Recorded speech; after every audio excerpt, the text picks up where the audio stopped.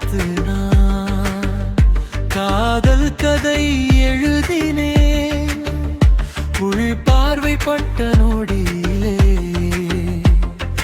அழகுக்கே அர்த்தம் கண்டேன்.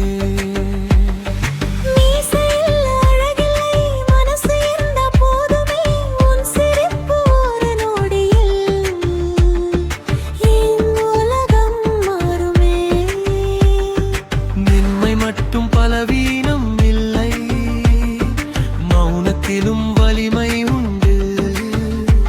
உன் கண்களில் நான் கண்டது பாதுகாப்பு தரும் முகம் ஒன்று. அபிநயம் ஃபெம்.